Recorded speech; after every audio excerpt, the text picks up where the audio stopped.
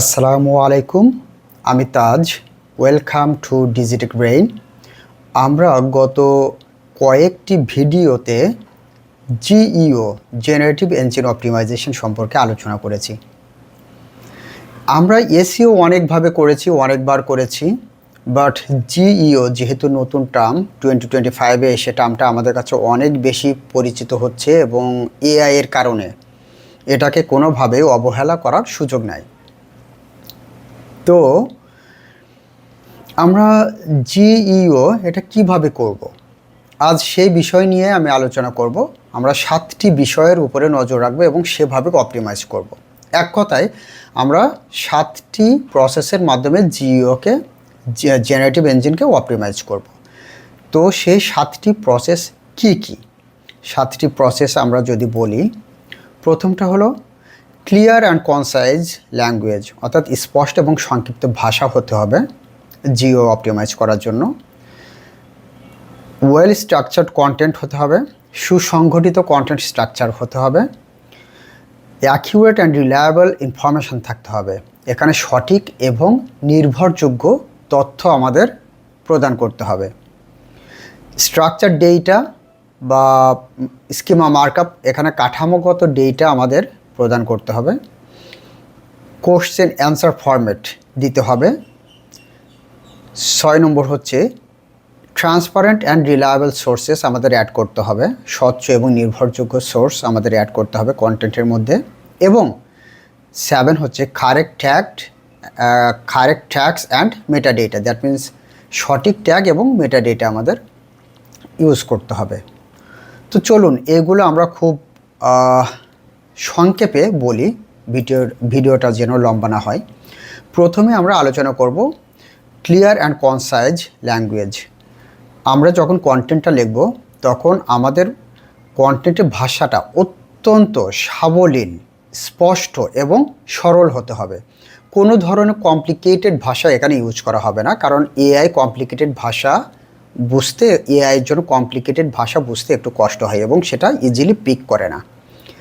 সুতরাং এটা আমাদের কনভারসেশনাল টোনে হতে হবে। দেখা যাচ্ছে আমার এক ফ্রেন্ড আমার সামনে বসে আছে, সে আমার কাছে প্রশ্ন করছে, আমি উত্তর দিচ্ছি, আবার আমি প্রশ্ন করছি, ও উত্তর দিচ্ছে। দেখা যাচ্ছে আমি যদি মানে প্রমিত বাংলায় অথবা দেখা যাচ্ছে খুব কঠিন বাংলায় আমি উত্তর দিই, তাহলে কিন্তু আমার ফ্রেন্ড মাঝে মাঝে স্টাক হয়ে যাবে, বুঝতে পারবে না। সুতরাং সে আমাকে বলবে আবার বলতো। তো এই বিষয়টা যেন না হয়, ঠিক এআইয়ের ক্ষেত্রে এমনভাবে ট্রিট করতে হবে যেন এআই আমাদের ছোট ভাই বা সে 5th গ্রেডে পড়ে বা 4th গ্রেডে পড়ে, তাকে বোঝানোর জন্য খুব ইজি ল্যাঙ্গুয়েজ আমাদের ইউজ করতে হবে। ওকে, এখন ওয়েল স্ট্রাকচার্ড কন্টেন্ট আমাদের ইউজ করতে হবে কিভাবে, আমাদের কন্টেন্টের স্ট্রাকচারটা কিভাবে হবে, ওয়েল স্ট্রাকচার কিভাবে হবে। এখানে কন্টেন্টের ক্ষেত্রে আমাদের বলতে হয় যে এআই যেটা প্রসেস করে সেটা কিন্তু ডাইজেস্টেবল চাঙ্ক, অর্থাৎ ডাইজেস্টেবল হতে হবে। আমরা যে জিনিসটা লিখব সেটা কিন্তু ইনফরমেটিভ হতে হবে এবং কন্টেন্ট স্ট্রাকচারের ভিতরে কিন্তু আমাদের হেডিং দিতে হবে, অর্থাৎ H1 2 3 4 যখন যেটা লাগবে হায়ারার্কি মেনটেন করে আমাদের হেডিংগুলো দিতে হবে। অর্থাৎ হেডিংগুলো এমনভাবে দিতে হবে যে অফিসের বস প্রথম উপরে থাকে, তার নিচে আরেকজন, তার নিচে আরেকজন, তার নিচে আরেকজন, এইভাবে হায়ারার্কি মেনটেন করা হয় যেমন একটা অফিসে, ঠিক তেমনি একটা অর্গানাইজেশনে যেমন অর্গানোগ্রাম করা হয়, ঠিক হায়ারার্কিটা ওইভাবে মেনটেন করতে হয়। আমাদের লেখার সময়ও H1 তো অটোমেটিক্যালি বিল্ট ইন থাকে যখন আমরা কন্টেন্ট লিখি ওয়ার্ডপ্রেসে, তারপর H2 ইউজুয়ালি, তারপর H3 4 এগুলো আমরা ইউজুয়ালি ইউজ করি, বাট এগুলো একটার আন্ডারে আর একটা দিতে হবে। দেখা যাচ্ছে আমি প্রথমে H4 ইউজ করলাম, তারপরে H2 ইউজ করলাম, এটা কিন্তু হবে না। আমাদের ক্লিয়ার এবং স্পষ্ট ওয়েতে, ওয়েল স্ট্রাকচার্ড ওয়েতে এটা আমাদেরকে দিতে হবে। কখনো কখনো লিস্টস ইউজ করতে হবে এবং আমাদের ক্রেডিবল সোর্স ইউজ করতে হবে, যেটা আমরা পরে ধাপে যেয়ে বলবো ক্রেডিবল সোর্সের কথা। তো এর পরেরটা আমরা চলে যাই, আমাদের অ্যাকিউরেট এবং রিলায়েবল ইনফরমেশান দিতে হবে। সেটা কিভাবে? আমরা যদি কোনো কিছু দিতে যাই আমাদের নলেজ, যেমন আমরা যখন এসইও করেছি তখন EEAT গুগলের গাইডলাইন সম্পর্কে আমরা এটা জানি এবং আমরা ওইগুলো মেনটেন করেছি। এক্সপেরিয়েন্স, এক্সপার্টিস, অথরিটেটিভনেস এবং ট্রাস্টওয়ার্দিনেস। এইগুলা কি? দেখা যাচ্ছে যখন আমি ফার্স্ট হ্যান্ড কোনো কাজ করছি, 1 বছর বা 2 বছর কাজ করেছি, সেটা আমাদের এক্সপিরিয়েন্স কিন্তু আমি গেদার করছি। সো এখানে এক্সপিরিয়েন্সটা হয়ে গেল। ওই বিষয়ে আমি যখন বেশ দক্ষ হয়ে গড়ে উঠবো, তখন আমার কিন্তু এক্সপার্টিসটা চলে আসলো আমার মধ্যে। আমি যখন ওই বিষয়ে কাজ করব, ওই বিষয়ে বারবার ওই কথা বলবো কারোর সামনে, তখন কিন্তু আমার একটা অথরিটি বিল্ড করতে পারবো। যেমন আমি এসইও বা জিও নিয়ে এখন কথা বলছি, তার মানে আপনারা বুঝতে পারছেন যে জিও এবং এসইও নিয়ে আমি কাজ করেছি, আমার প্র্যাকটিক্যাল নলেজ আছে, সুতরাং আমি এই বিষয়ে কথা বলছি। আমি যতই এই বিষয়ে কথা বলবো, ততই আপনারা আমার উপরে ট্রাস্ট গেইন করতে পারবেন এবং বুঝতে পারবেন যে না, এই বিষয়ে আমার নলেজ আছে। এবং ট্রাস্টওয়ার্দিনেসটা কীভাবে হবে? যখন আমরা কোনো একটা লিঙ্ক ইউজ করব, তখন অথেন্টিক সোর্সের লিঙ্কটা, যেটা হলো মেইন অরিজিনাল সোর্স, সেই সোর্সের লিঙ্কটা আমরা আমাদের ওখানে দিয়ে দিব, যেন কেউ ক্লিক করলে রিয়েল সোর্সে চলে যায় এবং সেখান থেকে সেটা দেখে নিতে পারে। তো এইভাবে আমাদের অ্যাকিউরেট এবং রিলায়েবল ইনফরমেশনের মাধ্যমে আমরা জেনারেটিভ ইঞ্জিনকে অপটিমাইজ করতে পারি। নেক্সট ওয়ান হচ্ছে স্ট্রাকচার ডেটা বা স্কিমা মার্কআপ। স্কিমা মার্কআপ এটা খুব গুরুত্বপূর্ণ একটা বিষয়, কারণ গুগল তো কারো ফেস দেখে চিনবে, সরি এআই তো কারো, দ্যাট মিনস চ্যাট জিপিটি অথবা জেমিনাই, গ্রক, পারপ্লেক্সিটি, এগুলোতে কারো ফেস দেখে চিনবে না। চিনবে তো মেইনলি কিছু স্ট্রাকচার দেখে, যে স্ট্রাকচার দেখে পিক করবে এবং বুঝবে যে এই স্ট্রাকচার যেখানে আছে আমি সেখান থেকে সেটা পিক করব। তো সেই স্ট্রাকচার ডেটাটা কি?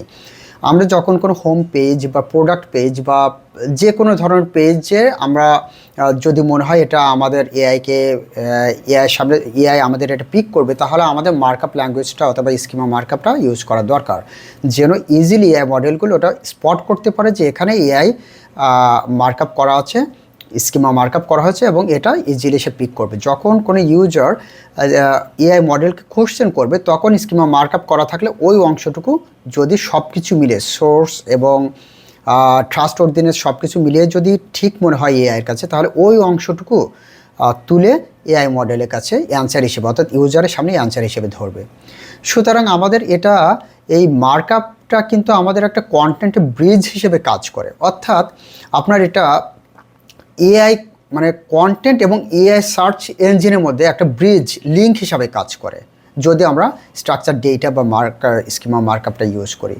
তো এটা আমাদের কন্টেন্টকে খুব বেশি কম্প্রেহেন্সিভ করে এবং কন্টেন্টের ব্রিজ যেহেতু দুইটার সঙ্গে সংযুক্ততা তৈরি করে, এটা খুবই গুরুত্বপূর্ণ। এটা কিন্তু ভিজিবিলিটিও বাড়িয়ে দেয়। তো স্কিমা মার্কআপটা খুবই গুরুত্বপূর্ণ। এখানে যদি আমরা দেখতে পাচ্ছেন যে আনস্ট্রাকচার ডেটা যখন থাকছে, এটা কিন্তু হজবরলা ডিসঅর্গানাইজড এবং এটার কোনো ঠিক ঠিকানা নেই, কোনটা কোথায় কিছু বোঝা যাচ্ছে না। বাট যখন মার্কআপটা ইউজ করা হলো, তখন দেখেন খুবই প্যাটার্নটা দেখেন, প্যাটার্ন দেখে এআই খুব ইজিলি ডিটেক্ট করতে পারবে যে আমাকে এটা নিতে হবে। এটা হলো স্ট্রাকচার ডেটা। আমরা যখন স্কিমা মার্কআপ ইউজ করব বা কোনো ডেটাগুলো স্ট্রাকচার্ড ওয়েতে সাজাবো, তখন কিন্তু এরকম অর্গানাইজড ওয়েতে দেখা যাচ্ছে, খুব প্যাটার্নটা দেখলে বোঝা যায়। তো এইভাবে এআই বুঝে নিবে যে এখানে স্কিমা অথবা ডেটাগুলো স্ট্রাকচার্ড ওয়েতে আছে, তো তখনই কিন্তু পিক করবে। Next one is question answer. অর্থাৎ আমরা আর্টিকেল লিখব, তখন আর্টিকেলে কোশ্চেন অ্যান্সার আমরা দেব, এফএকিউ সেকশনটা আমরা অ্যাড করব, দ্যাট মিনস ফ্রিকুয়েন্টলি অ্যাস্কড কোশ্চেন। অথবা আমরা কখনো কখনো এমন করি, কন্টেন্টের মধ্যে কিছু কিছু কোশ্চেন টেনে নিয়ে আসি এবং সেগুলোর এসইও করতে হলে অনেক বড় করে লিখতাম, বাট এখন জিও যখন করব, তখন এটাকে আমাদের পিক করার জন্য, এআই আমাদের জন্য পিক করে, সেজন্য একেবারে কনসাইজলি লিখব। যেমন তোমার নাম কি? আমার নাম তাজউদ্দিন আহমেদ, আমার নাম Taj, that's enough, I don't have to write anything else besides that. তো জিওকে এমনভাবে বলতে হবে, প্রিসাইজ, কনসাইজ এবং ক্লিয়ার, দ্যাটস ইনাফ। তো এই কোশ্চেনগুলো যখন আমাদের লিখবো, তখন সেটা খুবই কনভারসেশনাল হতে হবে এবং রিয়েল কোশ্চেন হতে হবে, ডাইরেক্ট অ্যান্সার হতে হবে, ক্লিয়ার স্ট্রাকচার থাকতে হবে, দ্যাটস ওকে। এরপর কোশ্চেন অ্যান্সার ফরম্যাটটা আমরা যখন ফরম্যাটিংটা এমন করব, তখন ইজিলি আমাদের কন্টেন্টকে ডিটেক্ট করতে পারবে এবং সে অ্যান্সার হিসেবে ইউজারের সামনে আমাদের অ্যান্সারটা শো করবে। সেখানে আমাদের ব্র্যান্ড নেম থাকতে পারে, আমাদের নাম থাকতে পারে, ওয়েবসাইট থাকতে পারে, হোয়াটএভার ইট ইজ। তারপরে যেটা আসবে ট্রান্সপারেন্ট এবং রিলায়েবল সোর্স। ট্রান্সপারেন্ট এবং রিলায়েবল সোর্স এটা এটা কি? এটা মেইনলি আমাদের কিছু কিছু প্রসেস ফলো করতে হবে, যেটা এআই আমাদের উপরে ট্রাস্ট অর্জনে বিশ্বাসযোগ্যতা অর্জন করতে পারে এবং এটাকে ক্রেডিবল হিসেবে মনে করতে পারে। আমাদের সোর্স ক্রেডিবিলিটি এখানে শো করতে হবে। সোর্স ক্রেডিবিলিটি আমরা কিভাবে শো করব? আমাদের সাইটেশন অ্যাড করতে হবে। এখন সাইটেশনটা কি? সাইটেশন সম্পর্কে যদি আমি বলি, তাহলে সাইটেশন হচ্ছে এমন একটা বিষয় যে আপনি কোনো একটা বিষয় ক্লেম করতেছেন, দ্যাট ইন ইংলিশ এটা ভালো হয়, citation makes your claim traceable. আপনার কোনো একটা ক্লেম করছেন, সেটা কিন্তু ট্রেসেবল হচ্ছে সাইটেশন। দ্যাট মিন্স আপনি কারো একটা লিঙ্ক যদি অ্যাড করেন, মনে করেন নাসা সম্পর্কে আপনি কোনো একটা কথা বললেন, কোড করলেন, সেটাকে নাসার যে পেজ থেকে আপনি নিয়েছেন সেই পেজে লিঙ্ক আপ করে দিলেন আপনার কন্টেন্টে। আমি যখন ক্লিক করব তখন নাসার ওই অরিজিনাল পেজে চলে যাবে। তো এখানে কিন্তু আমার ক্রেডিবিলিটিটা বেড়ে গেল, অর্থাৎ আমি যে কথাটা বললাম সেটা কিন্তু ভুল না, আমার নিজ থেকে বললাম না, আমি গেস করে বললাম না, এটা অথেন্টিক এবং অরিজিনাল। আমি ওখানে বললাম এবং সাথে সাথে আমি লিঙ্ককে সোর্সও দিয়ে দিলাম, যেন সবাই আমাকে ট্রাস্ট করে।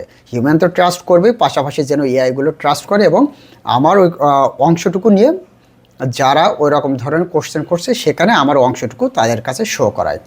এটা অন্যভাবে বলতে পারি যে আমরা যদি কারো কোনো ক্রেডিট দিতে চাই বা কোনো প্রুফ দিতে চাই, তাহলে আমরা যে প্রুফের অংশটা, সে পেজের লিঙ্ক অথবা পেজের ইমেজ বা কোনো ভিডিও, সেটা যদি আমরা ওখানে ইনসার্ট করে দিই, তাহলে সেখানে ক্লিক করে ইউজার অথবা এআই বুঝতে পারবে যে এখান থেকে নেওয়া হয়েছে। তো এভাবে আমরা সাইটেশনটা করে থাকি।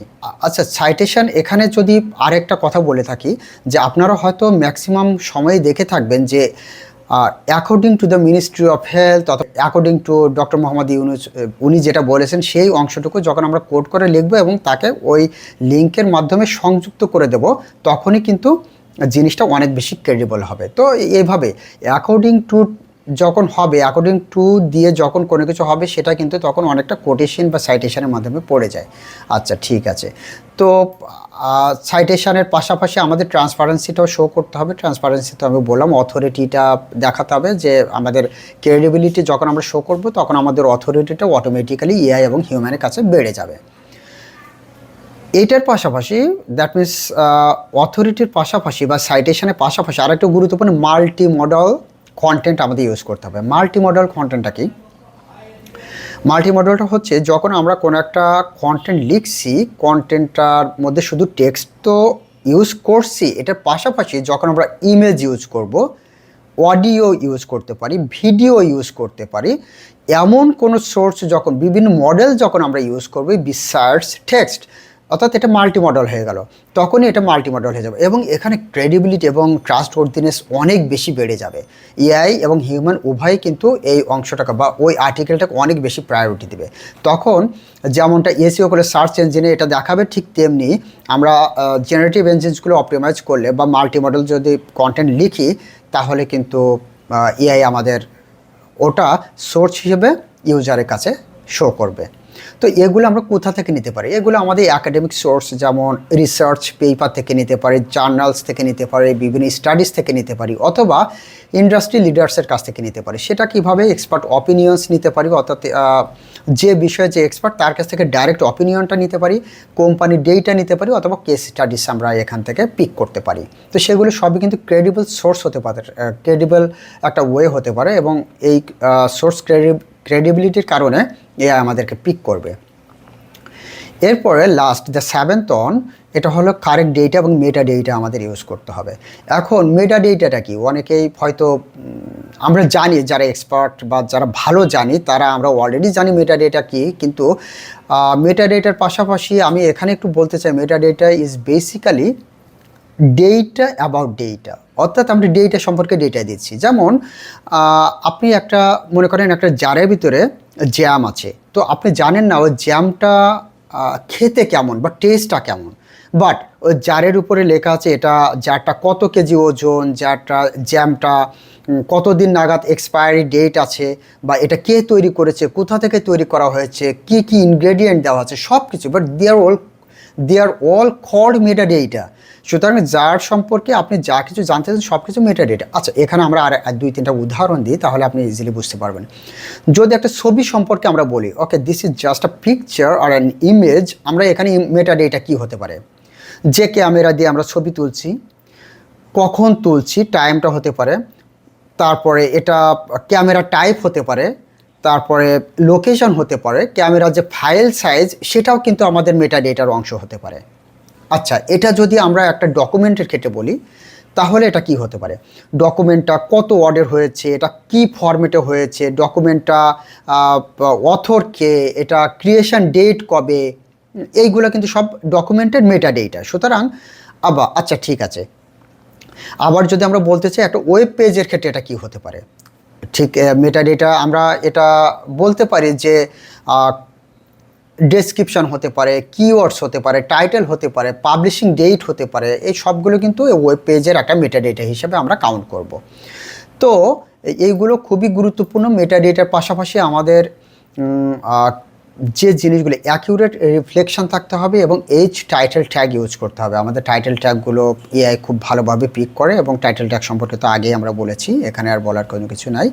সুতরাং মেটা ডেটা এবং টাইটেল ট্যাগগুলো যদি আমরা ইউজ করি তাহলে জিও জেনারেটিভ ইঞ্জিনকে খুব ভালোভাবে অপটিমাইজ করা হবে এবং আই হোপ আপনার কন্টেন্টটা খুব সুন্দরভাবে তুলে ধরা হবে, অ্যাজ ওয়েল অ্যাজ জেনারেটিভ ইঞ্জিনের পাশাপাশি সার্চ ইঞ্জিনও আপনার কন্টেন্টটা পছন্দ করবে। ইউজুয়ালি এই জিনিসগুলো যদি আমরা এসইওতে করি তো আলটিমেটলি জিওতে কিন্তু হয়ে যাচ্ছে। সুতরাং জিও আগে যারা আমরা এগুলো না করতাম তাহলে তাদের ক্ষেত্রে প্রযোজ্য যে হ্যাঁ আপনি এসইওর পাশাপাশি জিও করেন, বাট যারা এসইও, যেমন আমি এমনভাবে এসইও করতাম, এই জিনিসগুলো এত সুন্দরভাবে ফলো করতাম যে আমার প্রথমে জিও বুঝতে খুব কষ্ট হচ্ছে, কারণ আমি এসইওর মধ্যেই জিওর প্রতিটা রিকোয়ারমেন্টই ফুলফিল করতাম। সুতরাং আলাদাভাবে জিওটা কি এটাই আমি বুঝতে পারতাম না। সো এটা হয়তো আপনাদের ক্ষেত্রেও হবে, কারণ আপনারাও অলরেডি এসইও ভালোভাবে করে এসছেন। এখন যদি প্রশ্ন থাকে যে আসলে জিও আমরা কি তাহলে এসইও বাদ দিয়ে জিও করব? না, আমরা এসইও বাদ দিয়ে জিও আপনি নিজেই দেখতে পাচ্ছেন যে আমরা যে জিনিসগুলো করছি এগুলো কিন্তু এসইওর বেসিক ফান্ডামেন্টাল জিনিসগুলোই কিন্তু আমরা অ্যাপ্লাই করছি এবং এইগুলো মেটা tag, meta data, heading, bullet point, internal linking, external linking, তারপরে আপনার ইএটি, এগুলো কিন্তু আমরা এসইওর ক্ষেত্রে করছি। সুতরাং একটু স্ট্রাকচার্ড ওয়েতে একটু থটফুলি যদি আমরা করি তাহলে জিও যে জেনারেটিভ ইঞ্জিনগুলোকে আমরা অপটিমাইজ করতে পারছি। এগুলো আমাদের অত্যন্ত জরুরি। আপনার প্রশ্ন হতে পারে যে আমি তো এসইও করছি, জিও কেন করব? আমরা আবারও বলছি, যদিও আগের চ্যাপ্টারে বা আগের ভিডিওতে আমি বলেছি যে এসইওটা আমরা হিউম্যান বা যে কোনো সার্চ ইঞ্জিনের জন্য আমরা করি, search engine optimisation, but GEO generative engine optimisation আমরা করি এআই মডেলগুলোর জন্য বা এআই টুলগুলোর জন্য। যেমন যেটাই বলেছি, chat GPT, copilot, Grok, Perplexity, Gemini, এইগুলোর জন্য আমাদের জিও করতে হয়, যেন ওরা ক্লিয়ার এবং স্ট্রাকচার ডেটাগুলো কোনো একজন ইউজার যদি ওখানে সার্চ করে তাহলে আমাদের যে লেখা সেই লেখার কোনো একটা অংশ সেখানে তুলে ধরতে পারে। এবং সেইগুলোর জন্য আমরা যে 7টা বিষয় আলোচনা করলাম, 7টা বিষয় অত্যন্ত গুরুত্বপূর্ণ। আমি যদি কোনো বিষয়ে ভালোভাবে বোঝাতে না পারি তাহলে ওই বিষয়ে আমার কাছে কোশ্চেন করবেন, ইনশাল্লাহ আমি অ্যান্সার দেওয়ার চেষ্টা করব। তো আজ এই পর্যন্তই। আসসালামু আলাইকুম।